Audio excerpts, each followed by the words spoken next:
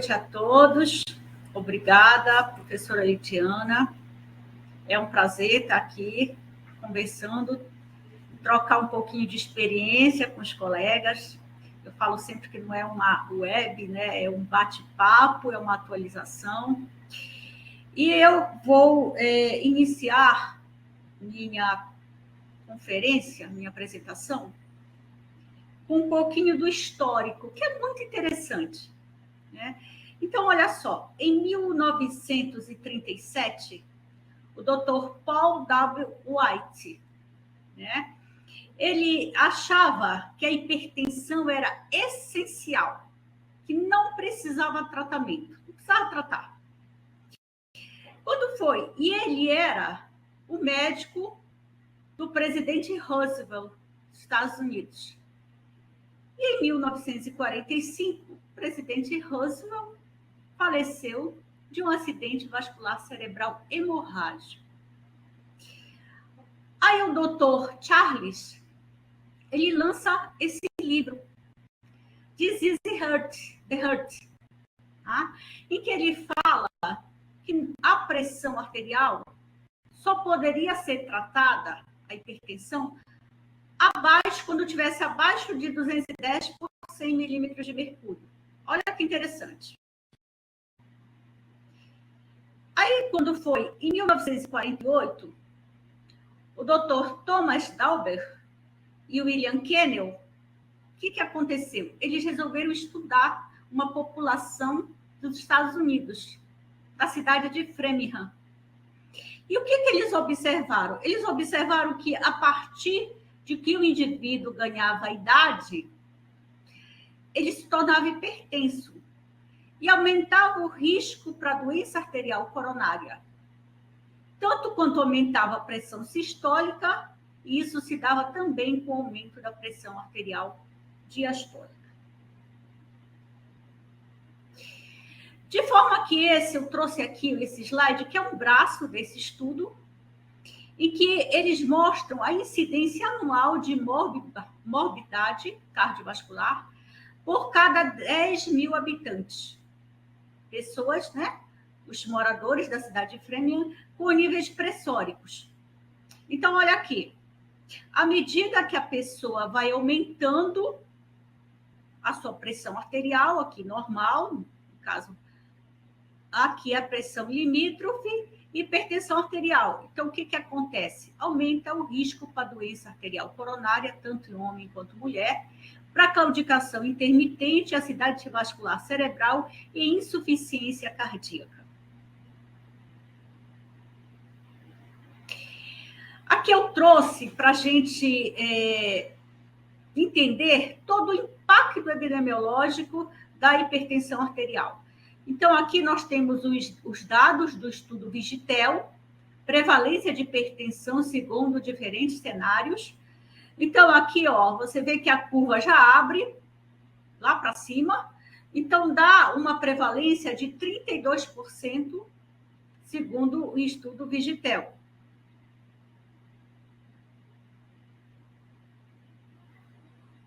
Esses aqui são os dados da Organização Mundial da Saúde. Então, aqui, ó, 67% das pessoas estão diagnosticadas como hipertensas, 62% tratadas e 33% controladas. A gente ficou com um pouquinho com o pé atrás, porque a gente precisa realmente rever esses dados, a gente acha que está subestimado.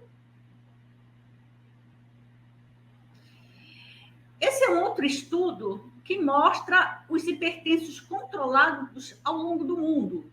Então, olha só, aqui na Coreia do Sul, 69% das pessoas, dos habitantes, têm a sua pressão controlada. No Canadá, 66%, Estados Unidos, 52%, e na Europa, 42%. Mas olha o Brasil aqui, 19%.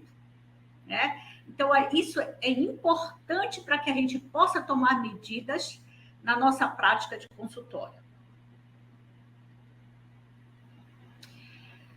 E qual que é a relação da hipertensão com os fatores de risco? Como é que ocorre essa associação? Então, olha só, à medida que eu tenho um paciente hipertenso e ele ganha fatores de risco, exemplo aqui, diabetes, fumo, etc., os fatores de risco relacionados com a hipertensão, eles se multiplicam e a partir de um determinado valor, eles se tornam exponenciais, aumentando a morbimortalidade cardiovascular. Esse é um estudo que fala da relação do risco cardiovascular absoluto em 5 anos, com a pressão arterial sistólica e outros fatores de risco. Então, eu que usei esse exemplo, olha, uma mulher hipertensa, mas ela não tem diabetes, não é fumante, tem 50 anos. Colesterol, 160. HDL, 60 miligramas, dentro das faixas. Mas olha o que acontece com o risco cardiovascular quando ela se torna diabética. De 3% passa para 33%. Né? Então, isso é extremamente impactante. Bom, como é que a gente faz o diagnóstico de hipertensão arterial? Tudo começa na nossa prática de consultório. Tudo começa no nosso rastreamento. Né? Então, o que as nossas diretrizes recomendam para o diagnóstico de hipertensão arterial? A partir de níveis de 140 por 90. Como é que a gente vai fazer esse diagnóstico? Vamos lá. Então, a gente vai começar a diagnosticar que o indivíduo é hipertenso na nossa prática de consultório com medida correta. Como é que é a medida correta? Isso impactua muito na nossa tomada de conduta. Então, olha aqui, o indivíduo sentado, os pés apoiados no chão, em repouso de pelo menos 5 minutos, não tem que ter fumado, bexiga vazia, essa é a técnica correta, ok? O braço do paciente tem que estar apoiado com o centro do manguito a nível do coração, ó, tá vendo? Centro do manguito a nível do coração. Tá? Tem que se preocupar com o equipamento que a gente está aferindo essa pressão arterial. Então, o manguito tem que envolver pelo menos 80% do braço e ter 1/3 do comprimento, ok? Muito bem.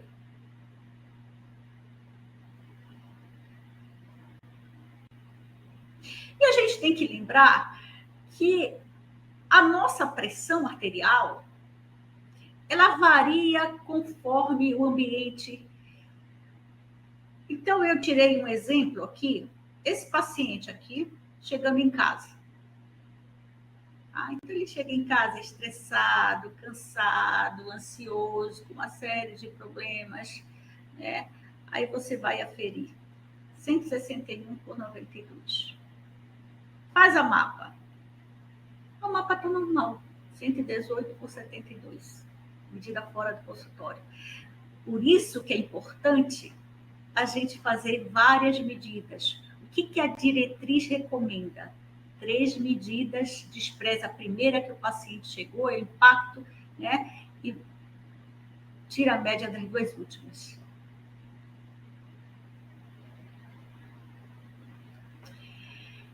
Qual que é a relação da hipertensão arterial com risco cardiovascular? Então, eu trouxe esse slide para mostrar para vocês o seguinte, olha aqui. Nós temos aqui a pressão sistólica e diastólica. Então, é uma reta, quando a pressão está a nível de 100 por 70. É uma reta. Mas quando ela aumenta a partir desses níveis, ela começa a aumentar, olha o que acontece, aumenta o risco cardiovascular, ok? Até um determinado momento que esse risco se torna exponencial.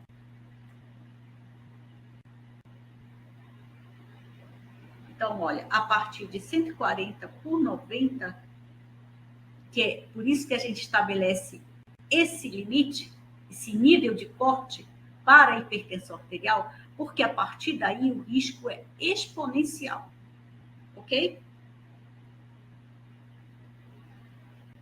Bom, aferimos de forma correta a pressão arterial. E agora o que a gente vai fazer? Vamos classificar a hipertensão arterial de acordo com a medida que a gente encontrou no consultório. E o que as nossas diretrizes recomendam? Nós temos PA ótima, normal, o pré-hipertenso, a hipertensão estágio 1, 2 e 3. Essa é a classificação. Então, te mediu, tem que enquadrar numa dessas classificações aqui de medida de consultório. Só que a gente tem que lembrar dos fenótipos. E aí eu chamo a atenção de vocês quando estiverem no consultório. Então, aqui nós temos a hipertensão do avental branco, que é aquela hipertensão em que o indivíduo está com a pressão alta no consultório e normal fora do consultório, na casa. A hipertensão sustentada, né, quando ele está com a pressão alta no consultório e alta em casa. A normotensão verdadeira, pressão controlada no consultório e controlada em casa, normal. E a hipertensão mascarada, quando ele está com a pressão normal no consultório e elevada na residência. Esses mesmos fenótipos eu vou transferir agora para o caso do indivíduo estar tratando, está tomando medicação antihipertensiva. Então, nós temos a hipertensão do avental branco não controlada, a hipertensão controlada, a hipertensão sustentada não controlada e a hipertensão mascarada não controlada. Tá? Então, é só para a gente chamar a atenção que a gente tem que ter isso na nossa mente quando a gente estiver aferindo a pressão arterial. Tem que ter da nossa mente os fenótipos. Bom, já aferimos, já nos preocupamos com a classificação. Agora nós vamos para a estratificação do risco cardiovascular desse paciente. Esse é um passo importantíssimo. Tá? Como é que a gente vai estratificar o risco global desse paciente? Nós vamos investigar pela nossa anamnese e também pelos exames complementares que a gente tiver, fatores de risco, lesão de órgão-alvo ou as comorbidades associadas. Então, o que acontece?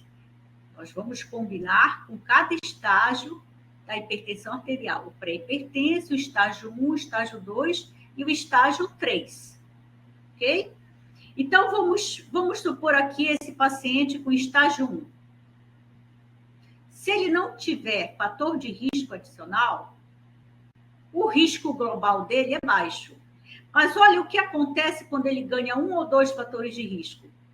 Ele passa a ser já um risco moderado, no estágio 1. E quando ele vai aumentando, mais de 3 fatores de risco, risco alto.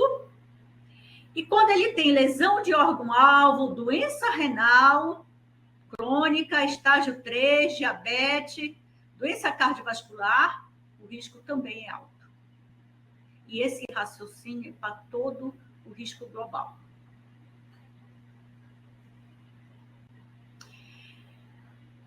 Tá.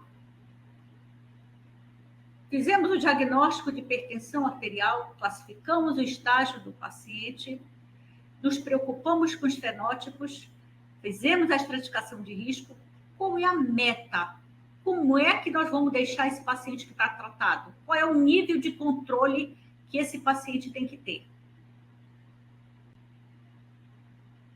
A diretriz americana estabelece que para todo mundo, abaixo de 130/80, você tem que deixar ele nesse nível de pressão, abaixo de 130/80.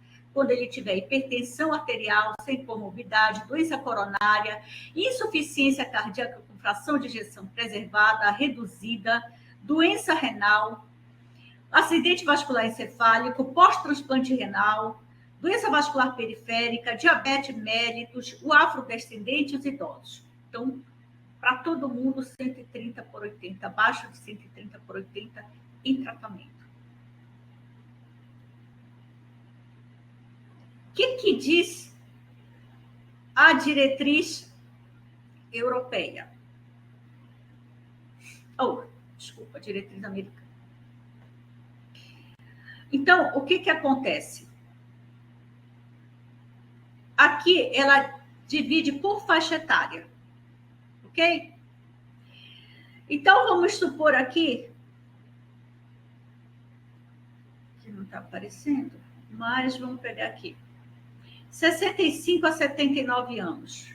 O hipertenso que tem diabetes.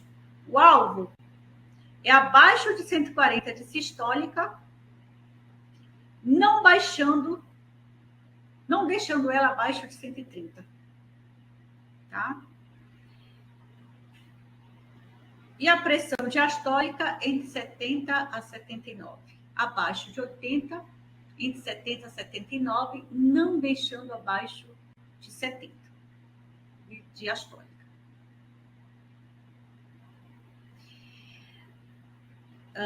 Aqui é a nossa diretriz brasileira.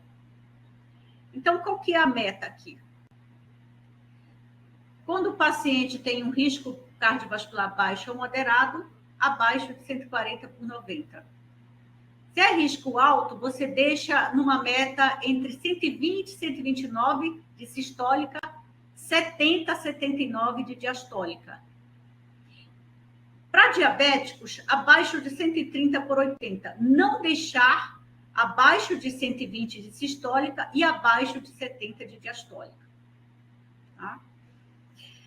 Para idosos rígidos, o limiar de tratamento, ou seja, você começa a tratar o paciente acima de 60 anos com um nível de pressão maior ou igual a 140 de sistólica e 90 de diastólica, e deixa ele entre 130 e 139 de sistólica e 70 a 79 de diastólica. Os idosos frágeis, a partir de 160 por 90, você começa a tratar. E deixa ele numa meta entre 140 a 149 e 70 a 79.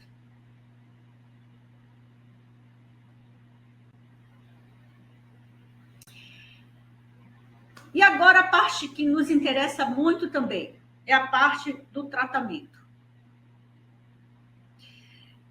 Então, olha só. Quando a gente trata o nosso paciente hipertenso, a gente não trata para reduzir somente números, cifras. A gente trata pensando na redução da morbimortalidade cardiovascular. Então, o que acontece?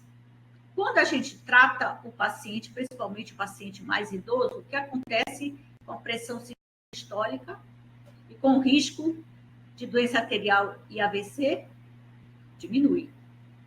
Tanto quanto você reduz a pressão sistólica, quanto você reduz a pressão arterial diastólica.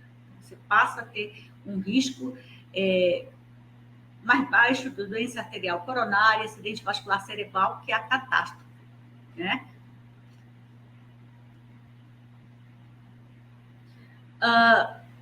Aqui é o seguinte,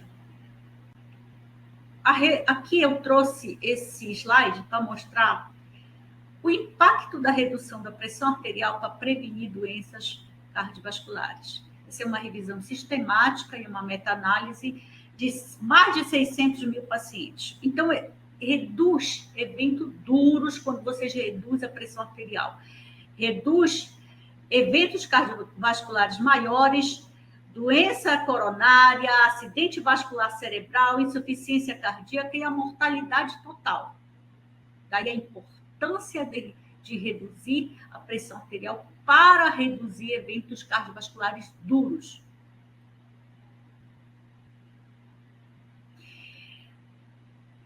Aqui o tratamento não farmacológico, ele é fundamental. Então, se vocês forem ver, nós começamos a estimular, motivar, e aí eu falo para vocês se é importante uma equipe multidisciplinar para nos ajudar. Nem sempre a gente consegue, mas se conseguirmos, é extremamente importante para se trabalhar com a equipe multi, para nos ajudar a motivar esse paciente a perder peso. Tá? A dieta saudável, a dieta DASH é uma dieta com muito verde, potássio, diminuição do leite, fazer o leite desnatado, né, na sua dieta, reduzir o sal, né, suplementar potássio, aí a gente tem que ter cuidado com os pacientes que têm doença renal, tá? Aumento da atividade física, estimular o exercício, estimular o álcool, a reduzir o álcool, a abolir, na verdade, não tomar, não beber, né? Tá? Então, se vocês forem ver, é um ar, quer dizer, são estudos randomizados mostrando que a terapêutica não farmacológica, ela reduz para valer o risco cardiovascular, é um auxiliar na nossa terapia.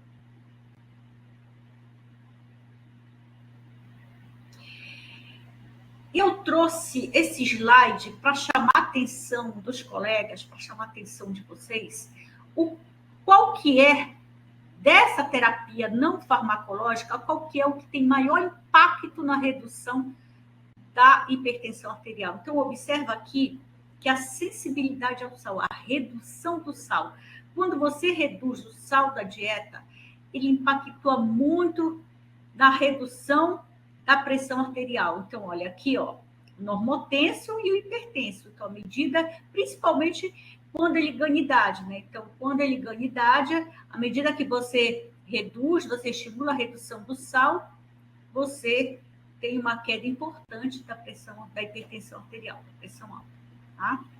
Principalmente nos idosos, ok?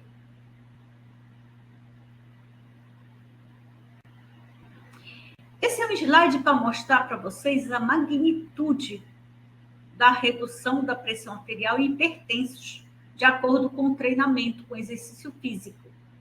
Então, olha só, olha quanto cai a pressão de consultório no exercício aeróbico. 12 milímetros de sistólica, 6 de diastólica. O exercício aeróbico pela mapa.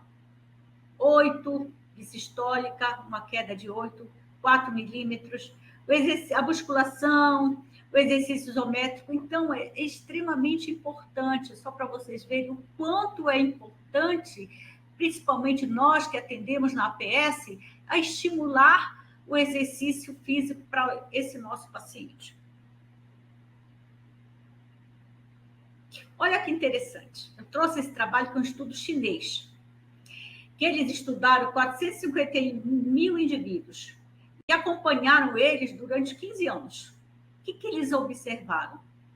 Eles estudaram a frequência do consumo de frutas e a relação com o risco cardiovascular. Então, à medida que o indivíduo comia frutas, aumentava o seu consumo semanal, o que acontecia com o risco para a doença arterial coronária? Começava a diminuir, o acidente vascular isquêmico e hemorrágico. Então, gente, a gente tem fruta. Claro que tem frutas caras e tem frutas baratas. A população, por exemplo, a laranja, ainda é acessível. Então, tem frutas na nossa localidade que são acessíveis. Então, a gente tem que estimular, sim, o consumo de frutas.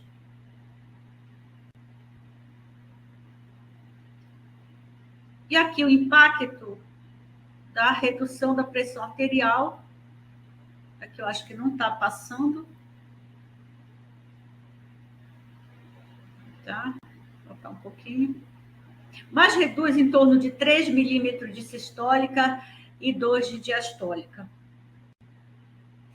Bom, aqui o fluxograma de tratamento. Tá? Gente, eu peço a atenção de vocês para esse fluxograma. Tá? Então, olha só. Aquela pressão que a gente diagnosticou no nosso consultório, né? Que a gente se preocupou com o risco cardiovascular desse paciente. Então, aqui, ó, eu tenho o pré-hipertenso, de risco alto, a hipertensão estágio 1, de risco baixo, e o muito idoso ou os idosos frágeis. O que eu vou fazer para tratar esse paciente? Qual é o primeiro passo? Monoterapia. Eu posso usar a monoterapia, e a monoterapia pode ser um diurético, um antagonista do canal de cálcio, um IECO-BRA, e os beta-bloqueadores em situações especiais. Exemplo, doença arterial coronária, insuficiência cardíaca, arritmias associadas à hipertensão arterial. Ok. Não alcançou a meta? Aí, o que você faz? Vai combinar 2 fármacos. Tá? Ou o paciente tem estágio 1 de risco moderado e alto, ou estágio 2 e 3. Então, nessa situação, você combina 2 fármacos. Pode ser Viecobra ou antagonista no canal de cálcio, mais um diurético. Não alcançou a meta? Combinação de 3 fármacos. Não alcançou a meta? Aí sim, espironolactona. E aí você começa a adicionar outros fármacos, beta-bloqueadores, simpaticolíticos de ação centrais, alfa-bloqueadores, vasodilatadores. O que eu chamo a atenção aqui, que eu recebo muito com teleconsultoria? Você tem que começar mais usando dose cheia, dupla terapia, combinação de 3 fármacos, por exemplo, dose cheia de Umbra, que você tem aí, losartan, 100 miligramas, se o paciente tolerar. Então, sempre otimiza o fármaco, otimiza a terapia. Olha que interessante esse slide aqui, eu trouxe para mostrar para vocês da diretriz europeia que norteia quando o nosso hipertenso tem doença renal crônica. Então, se eu tenho uma doença renal crônica, estágio 1 a 3, e a minha taxa de filtração glomerular, que eu estou lá com a nossa creatinina, eu calculei lá a taxa, está maior que 30 ml por minuto, eu posso usar um IECA ou um BRA e associar com o antagonista do canal de cálcio um diurético tiazídico. Não alcancei a meta. Aí eu passo para o IECA-BRA, mais antagonista de canal de cálcio, mais um diurético tiazídico. Eu associo 3, tá? Não alcancei. Lembra que é dose cheia, tá? Aí sim, se você vai afastar a hipertensão no avental branco, já mediu de forma correta, aí sim é hipertensão resistente verdadeira.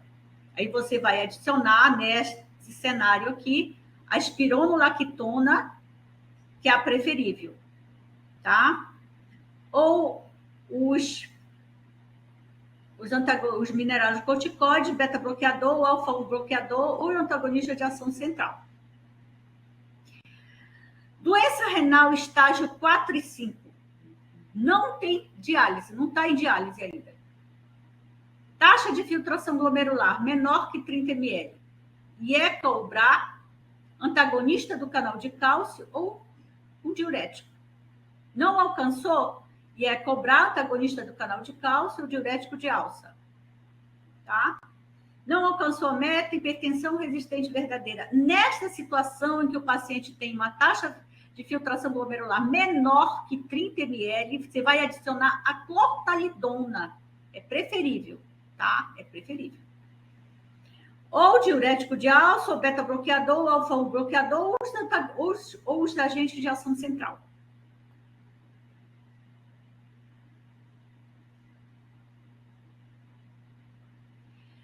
Bom, aqui eu trouxe os diuréticos, os principais diuréticos, indapamida, hidroclorotiazida, a hidroclorotiazida, que tem mais no SUS, né? E a clortalidona. Se a taxa de filtração glomerular for a menor que 30 ml, ou tiver uma creatinina maior que 2, aí sim você usa a furosemida, nesta situação.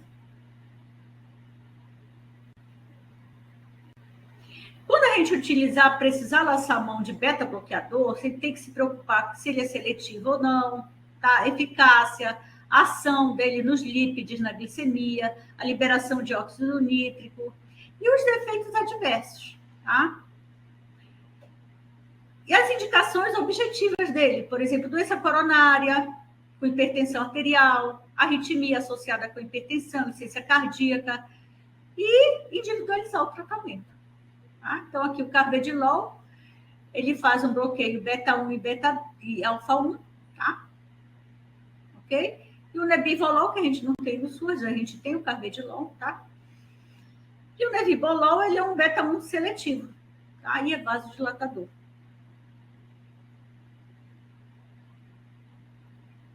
Aqui eu trouxe os antagonistas dos canais de cálcio, Aí nós temos a fenilalquilaminas, o verapamil e o benzotiazepínico, que é o diltiazem, né? Só que eles a gente usa mais em arritmia, a gente não usa como antipertensivo, tá?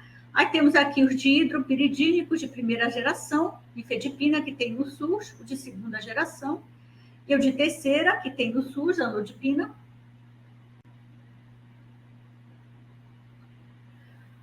Os fármacos que agem no sistema renina-angiotensina-aldosterona, né? Que é o ZIEC e o BRA, captopril, nalapril, a gente tem no SUS. O que é melhor? Os IECA ou os BRA? Então, eu trouxe esse estudo aqui mostrando o seguinte, olha. Para baixo, tá? Os estudos que defendem o BRA. E para cima, os IECA. Se eu tirar o IECA com o peridopril, tá? Quem vai vencer é o BRA.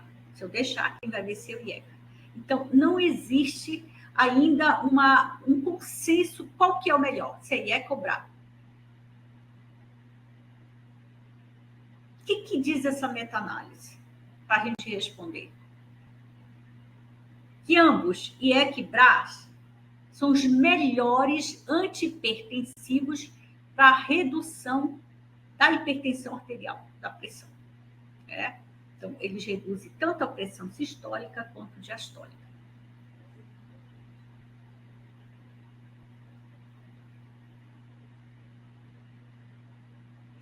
E reduzem desfechos duros, que é isso que a gente não, que é isso que a gente quer evitar do nosso paciente, né? Mortalidade cardiovascular, infarto, AVC, a doença renal, né?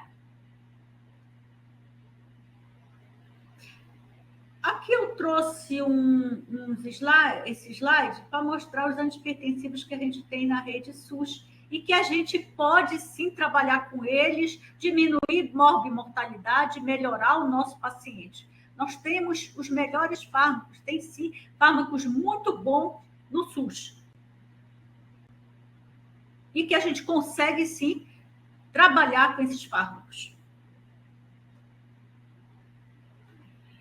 Como conclusão final da nossa apresentação ainda, dessa primeira parte, a hipertensão arterial é o principal fator de risco.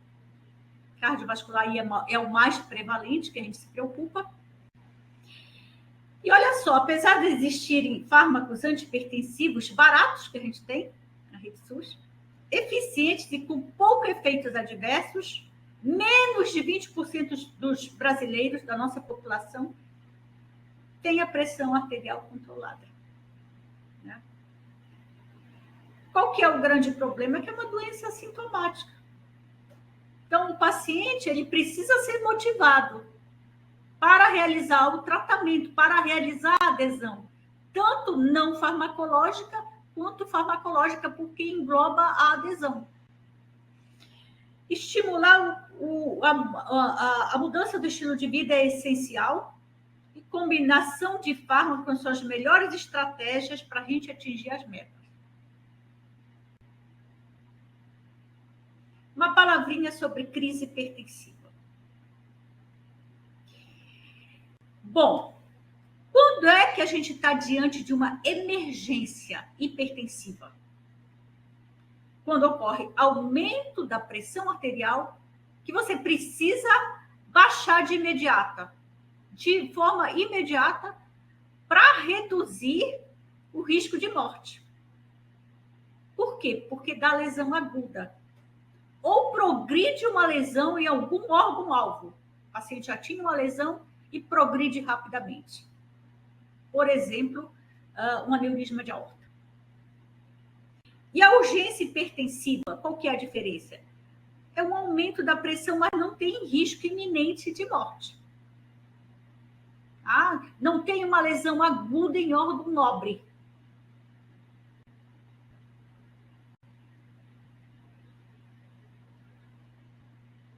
Reforçando, emergência hipertensiva é aumento da pressão que requer imediata redução da pressão arterial. tem risco iminente de morte. É uma lesão aguda, por exemplo, um infarto, né? Ou progressão de lesão em algum órgão nobre. Tá? Vou focar bastante nisso. E a urgência hipertensiva precisa baixar gradualmente, mas não tem risco iminente de morte. Não tem lesão aguda em órgão nobre. Então, olha só. A urgência hipertensiva é uma hipertensão grave. Né? Muitas vezes ocorre porque o paciente não adere. Ou muitas vezes não está tomando medicação. Os sintomas são vagos. Pode ter dor de cabeça. Pode ter pistache, tá? Na urgência. E não descompensa órgão-alvo. Essa é a urgência hipertensiva. Ok? Então, eu vou frisar bastante. É uma hipertensão grave, mas que muitas vezes é aquela que o paciente não toma remédio. E tem sintoma vago e não tem lesão de órgão-alvo. Ponto. Agora vamos para a urgência. A emergência hipertensiva é grave. É uma grave, mas que tem lesão endotelial, onde há depósito de plaqueta, de fibrina, o vaso perde a autorregulação, tem uma necrose fibrinoide arteriolar, tem isquemia de órgão nobre, ocorre uma vasoconstrição, uma proliferação miointimal, libera para valer substâncias vasoativas e forma um círculo vicioso. Ativa para valer o sistema renina-angiotensina-aldosterona. Ocorre uma vasoconstrição importante, aumenta o fator nuclear Kb e a NADPH, uma enzima, liberando espécies reativas de oxigênio, diminuindo o óxido nítrico e liberando citocinas pró-inflamatórias. O vaso perde a função endotelial e lesa a estrutura do vaso. Perde a autorregulação do fluxo sanguíneo. A lesão endotelial é importante, aumenta a permeabilidade celular e ativa a cascata de coagulação.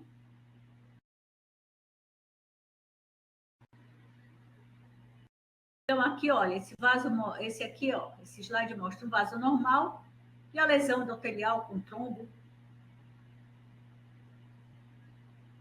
Aqui é a lesão que a gente chama em casca de cebola, olha, tá? Olha como fica. Lesão do vaso. Aqui, ó, nessa setinha aqui, ó, tá vendo? Lesão com edema subendotelial na microscopia eletrônica. Aqui é um trombo. Olha. O espessamento, tá vendo? Ó? Espessamento da arteríola renal. Aspecto de casca de cebola, como se a gente estivesse descascando uma cebola.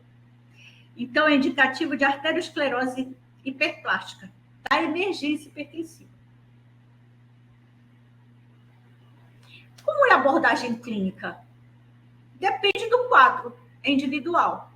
Tá? Então, muitas vezes o paciente se apresenta com cefaleia, tontura, alteração visual, ansiedade, dor, dispneia, tá?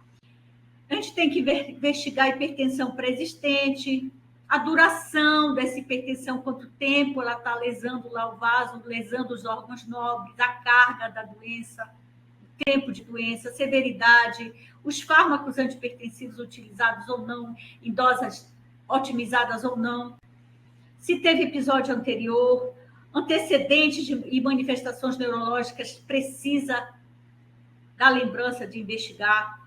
Os sintomas de comprometimento renal, a gente tem que ficar bem atento, tá? E como é que a gente vai investigar isso? Pelas alterações urinárias, pelo edema facial, as vasculopatias, as manifestações periféricas de vasculopatias, né? Diminuição de pulso, ausência de pulso, medicamento, que o paciente está usando, se está otimizado ou não os fármacos, se está utilizando fármacos que aumentam a pressão arterial, se está usando drogas ilícitas, tudo tem que estar na nossa investigação.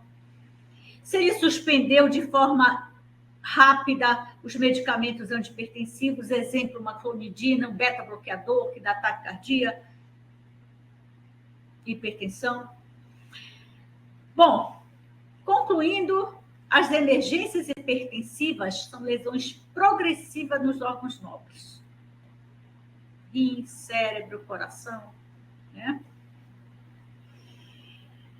Existe lesão endotelial sistêmica, ativa para valer a cascata inflamatória e a cascata da coagulação.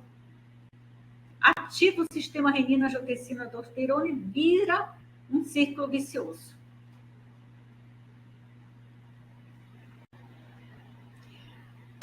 Quando é que vocês vão encaminhar o paciente para o centro de referência, para o especialista? Vamos lá. As formas agressivas de hipertensão arterial. É nessa situação que você vai encaminhar. Quais são? Hipertensão resistente, hipertensão refratária, que é aquela que o paciente está usando mais de 5 fármacos e não controla a sua pressão.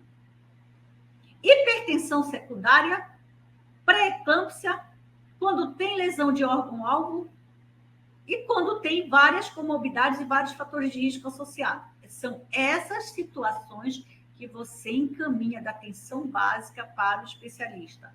Vamos falar mais detalhadamente sobre isso. Tá? Aqui a hipertensão refratária, o paciente está usando mais de 5 fármacos e não controla. A hipertensão arterial resistente, que pode estar usando 3 ou 4 fármacos, sendo um diurético, né, e aspirando lactona.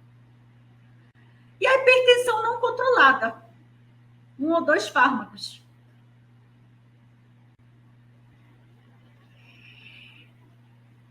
Claro que para isso a gente tem que afastar a pseudo-resistência, que engloba, desde a medida correta, que engloba afastar a hipertensão do vegetal branco, que engloba otimização de fármacos, que engloba inércia terapêutica, que engloba se ele está ou não utilizando outros fármacos, se ele está utilizando drogas ilícitas. Tudo isso tem que afastar na anamnese, durante a investigação no consultório, tá? E as causas secundárias que a gente já vai falar.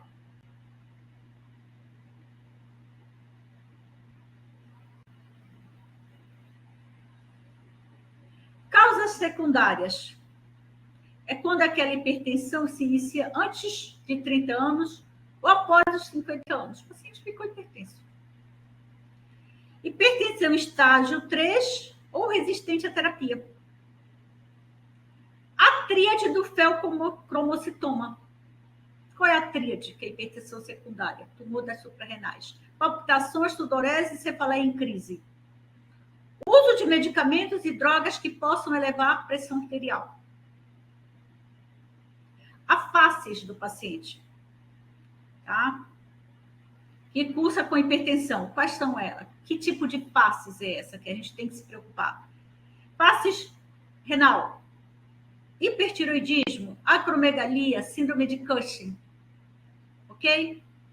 Presença de massa ou sopro abdominal no seu exame clínico. Você palpou o abdômen, tá? Assimetria de pulsos, quando você palpa os pulsos femorais. Aumento de creatinina. Estava bem, aumentou a creatinina, tá? Hipopotassemia espontânea. E quando tem proteinúria ou hematúria na urina, exame de urina.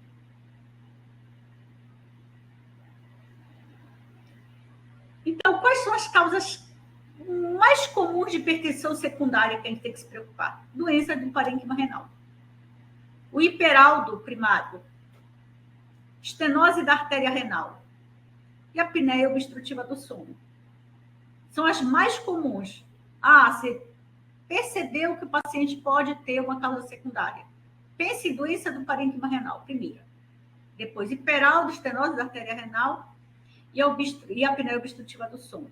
E as menos comuns, fel, cromocitoma, doença de Cushing, hiperparatiroidismo, coartação da aorta e os tumores cranianos. Essas são as menos comuns, tá? Mas que têm que ser pensadas e descartadas. Aqui o fel, cromocitoma, a imagem. Lembrar da pré-eclâmpsia, que tem que ser encaminhada para o centro de referência.